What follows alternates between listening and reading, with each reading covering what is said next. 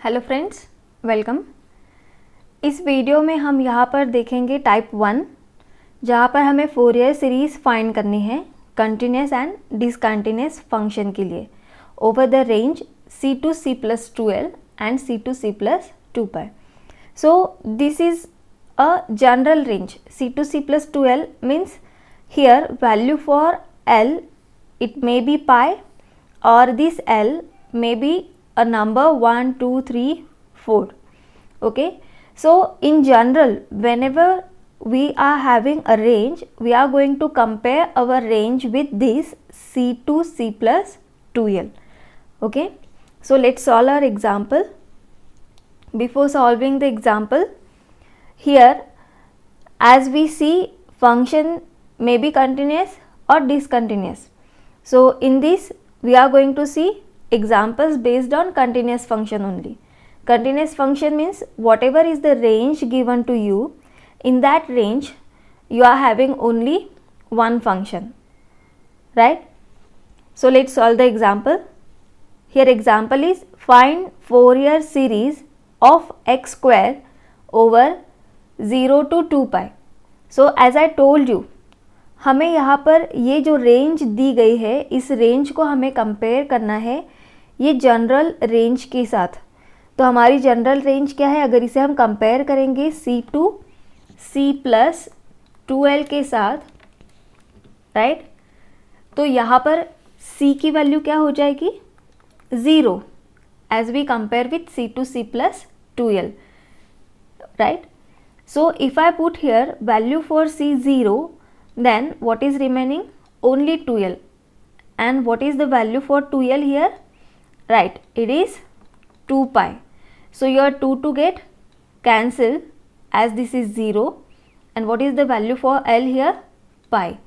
So you have to remember, example को solve करने से पहले आपको यहाँ पर हमेशा ये जो l है इसकी वैल्यू फाइंड करनी है, क्योंकि ये l के वैल्यू हमें फोरियर कोएफिशिएंट्स फाइंड करने के लिए यूज़ करनी है, राइट? और जो भी रेंज आपको दी है वो रेंज को आपको कंपेयर करना है c to c+2l के साथ. ओके, सो यहाँ पर सबसे पहले हम गिवन पार्ट को लिखेंगे. Given function is given to us, that is x square. ये एक्स स्क्वायर की हमें फोरियर सीरीज फाइंड करनी है and it is over 0 to 2π. अब यहाँ पर हमने l की वैल्यू फाइंड की है, तो यहाँ पर हम लिखेंगे here l is equal to pi. I hope कि ये आपको समझ में आया हमने यहाँ पर l की वैल्यू कैसे फाइंड की है. अब यहाँ पर हमें ये फंक्शन की फोरियर सीरीज फाइंड करनी है. तो फोरियर सीरीज क्या है? We have Fourier series f of x is equal to a0/2 plus summation n is equal to 1 to infinity an cos n pi x upon l plus summation n is equal to 1 to infinity bn sin n pi x upon l. Now to find this Fourier series, we have to find this Fourier coefficients a0, an, bn. So one by one हम ये तीनों value को find करेंगे. तो सबसे पहले हम a0 को यहाँ पर फाइंड करते हैं. a0 का फॉर्मूला मैंने आपको लास्ट वीडियो में बताया है. What is it? 1/l c to c+2l f of x dx. Now what is the value for l here? It is pi. So it is 1/pi integration. What is your lower limit? It is 0. And what is your upper limit? c to c+2l? It is 2π, right? And what is your function? x square. So put here and now integrate. So you will get here a0 is equal to 1/pi integration of x square is x cube upon 3, 0 to 2π. Now apply here limit. Limit कैसे apply करेंगे? Upper limit minus lower limit. So here 1/pi, upper limit क्या है 2π, तो 2π का हमें यहाँ पर cube करना है. तो वो क्यूब क्या होगा 8 into pi cube upon 3 minus अगर लोअर लिमिट को हम यहाँ पर पुट करते हैं तो ये क्या हो जाएगी 0. So what we get here 8 pi cube upon 3 pi. So 1 pi get cancel, यहाँ पर बचा 2, तो ये हो जाएगा 8 pi square upon 3. So therefore what is the value for A0? It is 8 pi square upon 3. अब नेक्स्ट हमें फाइंड करना है an. To find an we are having the result an is equal to 1 by l c2c plus 2l f of x cos n pi x upon l dx. So put here values. We know what is the value for l. Here it is. What is the value for l? Pi. What is our function? X square. And what is our range? 0 to 2 pi. So we have to put all these values here. So 1 upon pi, 0 to 2 pi, function is x square cos of n pi x upon, what is the value for l? It is pi dx. अब यहाँ पर आप देखेंगे ये पाई और ये pi cancel हो जाएगा क्योंकि ये पूरी टर्म थीटा की है, इसलिए हम ये कैलकुलेशन कर सकते हैं, राइट. तो ये हो जाएगा 1 upon pi 0 to 2 pi x square cos what is remaining nx dx. Now integrate the term. अब यहाँ पर हमें फॉर्मूला यूज़ करना है. ये फॉर्मूला मैंने आपको लास्ट जो बेसिक्स हमने देखे हैं उसमें बताया है. What is the result? u into v d x, right, u into v one minus u dash into v two plus u double dash into v three minus so on. ये result हमें यहाँ पर use करना है. तो इसके हिसाब से an की वैल्यू क्या हो जाएगी? देखिए 1 upon pi is common, so we have to make a bracket. अब एक्स स्क्वायर को हम एज इट इज़ रखेंगे. कॉस का इंटीग्रेशन लेना है हमें, ये n है, राइट. तो कॉस का इंटीग्रेशन क्या होता है? Sine nx divided by this constant term n minus अब एक्स स्क्वायर का डेरिवेटिव यानी कि 2x और फिर से साइन x का integration minus cos nx upon divided by this constant term. But already ये कांस्टेंट यहाँ पर प्रेजेंट है तो ये n इंटू एन क्या हो जाएगा? n स्क्वायर प्लस अब 2x का डेरिवेटिव फिर से 2 माइनस कॉस का integration sine nx upon n cube minus फिर से अगर 2 का डेरिवेटिव लेंगे तो वो होगा 0, यानी कि यहाँ पर अब ये जो इंटीग्रेशन की प्रोसेस है ये स्टॉप हो जाएगी. तो लिमिट्स है हमारी 0 to 2 पाई. ये लिमिट्स यहाँ पर अप्लाई करेंगे 1 अपॉन पाई. अब सबसे पहले जब हम लिमिट्स अप्लाई करेंगे तो यहाँ पर आपको देखना है कि अपर लिमिट 2 पाई है, लोअर लिमिट 0 है. अगर यहाँ पर x की वैल्यू हम 2 पाई पुट करते हैं तो साइन 2n पाई हो जाएगा, राइट. यहाँ पर ध्यान दीजिए x की वैल्यू को अगर हम 2 पाई पुट करेंगे तो साइन 2n पाई हो जाएगा. अब n यहाँ पर इंटीजर है, रिमेंबर, यानी कि इसकी जो वैल्यू होगी वो होगी 1 2 3 4. अब अगर n की वैल्यू 1 है तो 2 पाई हो जाएगा, n की वैल्यू 2 है तो 4 पाई हो जाएगा, n की वैल्यू 3 है तो 6 पाई हो जाएगा. पर साइन ऑड पाई हो या इवन पाई हो, हर पाई के लिए साइन की वैल्यू क्या होती है? 0. इसीलिए यहाँ पर आपको ध्यान रखना है कि साइन 2n पाई की वैल्यू हमेशा क्या होगी? 0 होगी. तो जब हम यहाँ पर अपर लिमिट पुट करेंगे, x की वैल्यू को 2 पाई से रिप्लेस करेंगे तो ये साइन 2n पाई क्या हो जाएगा? 0. वैसे ही जब हम ये साइन में लोअर लिमिट पुट करेंगे तो साइन ज़ीरो, यानी कि साइन ज़ीरो की वैल्यू क्या होती है, ज़ीरो। इसलिए हम यहाँ पर बोल सकते हैं कि अपर लिमिट और लोअर लिमिट दोनों के लिए साइन क्या हो रहा है, ज़ीरो। यानी कि अगर ये टर्म में हम अपर और लोअर लिमिट पुट करेंगे तो हमें आंसर क्या मिलेगा, कम्प्लीटली ज़ीरो। तो इसीलिए ये टर्म में हमें लिमिट पुट करने की ज़रूरत नहीं है।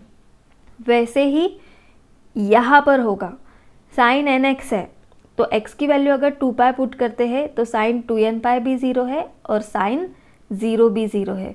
तो ये टर्म में भी हमें लिमिट पुट करने की ज़रूरत नहीं है। तो लिमिट हमें कहाँ पुट करनी है, सिर्फ ये टर्म में पुट करनी है, ये आपको ध्यान रखना है। ओके, तो ये टर्म में अगर हम लिमिट पुट करते हैं तो देखिए यहाँ पर क्या हो जाएगा, ये माइनस माइनस क्या हो जाएगा, प्लस। अब अपर लिमिट को हम पुट करते हैं, x को रिप्लेस करेंगे 2 पाई से, तो 2 इंटू 2 पाई यानी कि ये हो जाएगा 4 पाई, और यहाँ पर x को हम 2 पाई से रिप्लेस करते हैं तो ये हो जाएगा cos 2n pi upon n cube, minus. अब लोअर लिमिट के लिए सॉल्व करते हैं, x की वैल्यू क्या पुट करनी है, ज़ीरो। पर यहाँ पर ये जो x है ये मल्टीप्लिकेशन में है ये टर्म के, अगर मैं यहाँ पर x की वैल्यू ज़ीरो पुट करती हूँ तो ये पूरी टर्म यहाँ पर क्या होने वाली है, ज़ीरो। इसीलिए इसकी लोअर लिमिट क्या हो जाएगी, ज़ीरो। यानी कि यहाँ पर क्या बचेगा, देखिए 1 अपॉन पाई 4 पाई कॉस 2n पाई। अब यहाँ पर भी सेम है, n की वैल्यू क्या है, इंटीजर है, राइट। तो अगर n की वैल्यू हम 1 2 3 4 5 कुछ भी रखें तो यहाँ पर ये जो 2 है ये इसके मल्टीप्लिकेशन में है, और 2 से अगर हम किसी भी नंबर को मल्टीप्लाई करते हैं तो वो इवन नंबर में कन्वर्ट होता है, राइट। 2 इंटू 1 2, 2 इंटू 2 4, 2 इंटू 3 6, यानी कि जो सारे नंबर्स होते हैं वो इवन होते हैं। और जब कॉस इवन पाई होता है तो कॉस इवन पाई क्या होता है, 1। तो इसीलिए आपको ये भी ध्यान में रखना है कि कॉस 2n पाई की वैल्यू क्या होती है, हमेशा 1। सो ये दोनों वैल्यूज़ आपको आपके बुक में नोट डाउन करनी है, sine 2n pi always 0 and cos 2n pi always 1। तो यहाँ पर अभी क्या बचा, फिर ये वैल्यू 1 हो गई, डिनोमिनेटर इज n क्यूब। अब इसे अगर सॉल्व करेंगे तो ये पाई पाई क्या हो जाएगा, कैंसिल, यानी कि यहाँ पर हमें an की वैल्यू क्या मिली है, 4 अपॉन n क्यूब। ओके, अब हमें फाइंड करना है bn। तो bn का यहाँ पर सबसे पहले हम फॉर्मूला लिखेंगे, bn is equal to 1/l c2c plus 2l f of x। अब यहाँ पर आपको ध्यान रखना है, सिर्फ कॉस की जगह पे यहाँ पर साइन होगा, साइन n पाई x अपॉन l dx। सो हम लोगों को पता है l की वैल्यू क्या है यहाँ पर, पाई, तो ये हो जाएगा 1 अपॉन पाई। अब लोअर लिमिट क्या है, 0, और अपर लिमिट क्या है, 2 पाई। फंक्शन की वैल्यू क्या है, एक्स स्क्वायर साइन n पाई x अपॉन l की वैल्यू क्या है, पाई इंटू dx। तो फिर से यहाँ पर ये पाई और ये पाई क्या हो जाएगा, कैंसिल, यानी कि हमें जो इंटीग्रेशन सॉल्व करना है वो है 1 upon pi 0 to 2 pi x square sine nx dx। Okay, अब यहाँ पर हमें सेम ये रिजल्ट यूज़ करना है इंटीग्रेशन का, तो ये रिजल्ट के हिसाब से यहाँ पर ये bn का इंटीग्रेशन क्या हो जाएगा, 1 upon pi in bracket x square, sine का इंटीग्रेशन होता है minus cos nx upon n, minus, अब एक्स स्क्वायर का डेरिवेटिव लेना है तो ये होगा 2x इन ब्रैकेट, ये जो माइनस कॉस nx है इसका फिर से इंटीग्रेशन, तो कॉस का इंटीग्रेशन तो पॉजिटिव होता है, तो ये हो जाएगा माइनस साइन nx अपॉन, फिर से n आएगा, कांस्टेंट से डिवाइड करना होगा, तो ऑलरेडी ये जो n है इसे मल्टीप्लाई करेंगे तो हो जाएगा n स्क्वायर, प्लस अब 2x का डेरिवेटिव हो जाएगा 2, और फिर से साइन का इंटीग्रेशन माइनस कॉस हो जाएगा, और ये माइनस क्या हो जाएगा, फिर माइनस माइनस प्लस, तो ये होगा cos nx upon, already n square है तो इंटीग्रेशन के बाद ये जो एक और n यहाँ नीचे आएगा तो ये क्या हो जाएगा n³, लिमिट फ्रॉम 0 to 2π। अभी यहाँ पर फिर से हमें चेक करना है कि अपर लिमिट और लोअर लिमिट के लिए कौन सी टर्म 0 हो रही है, राइट। तो आप यहाँ पर देख सकते हैं साइन है, तो x की वैल्यू अगर 2π पुट करते हैं तो हमने अभी देखा कि साइन 2nπ क्या होता है 0, और x की वैल्यू 0 पुट करते हैं तो साइन 0 भी क्या होता है 0, यानी कि ये वाली जो टर्म है यहाँ पर हमें लिमिट पुट करने की ज़रूरत नहीं है। अब हम लिमिट पुट करेंगे फर्स्ट टर्म में और लास्ट टर्म में, क्योंकि दोनों अपर और लोअर लिमिट के लिए ये टर्म क्या हो रही है 0। तो यहाँ पर देखिए पहले अपर लिमिट को हम पुट करते हैं 1/π। अपर लिमिट अगर यहाँ पर पुट करते हैं तो x का स्क्वायर यानी कि 2π का स्क्वायर क्या हो जाएगा 4π² माइनस कॉस x की वैल्यू 2π पुट करनी है तो ये हो जाएगा 2nπ/n, राइट। अब ये टर्म जो है ये पॉजिटिव है तो यहाँ पर होगा प्लस, यहाँ पर अपर लिमिट पुट करेंगे तो 2 cos 2nπ, जहाँ पर x है वहाँ पर हमें 2π पुट करना है n³, राइट। अब ये हो गया अपर लिमिट। अब हमें सब्ट्रैक्ट करना है लोअर लिमिट को, तो यहाँ पर लोअर लिमिट क्या है 0। अब यहाँ पर अगर मैं 0 पुट करती हूँ x की वैल्यू तो ये मल्टीप्लिकेशन में है, इसीलिए लोअर लिमिट के लिए ये टर्म क्या हो जाएगी 0, राइट। प्लस अब यहाँ पर हम 0 पुट करते हैं तो cos 0, तो यहाँ पर लोअर लिमिट 0 पुट करने के बाद cos 0 2 × cos 0/n³, राइट। ये हो गया कंप्लीट ब्रैकेट।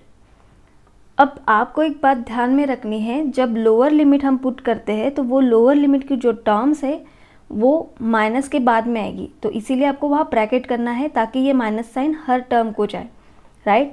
अब इसे अगर हम सॉल्व करेंगे तो bn की वैल्यू आप यहाँ पर देख सकते हैं क्या हो जाएगी 1/π इन ब्रैकेट cos 2nπ, जैसे कि मैंने अभी आपको बताया है कि cos 2nπ क्या होता है ऑलवेज 1, तो ये हो जाएगा यहाँ पर 4π²/n।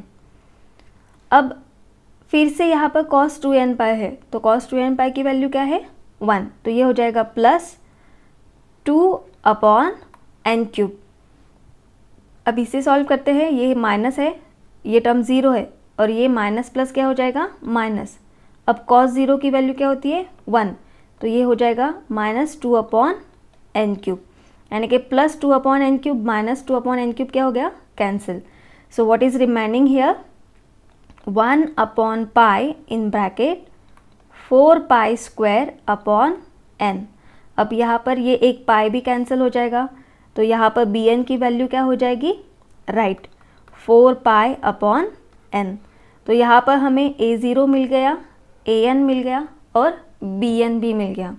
ये है an bn और यहाँ पर हमारी ये जो वैल्यू है ये है a0, राइट।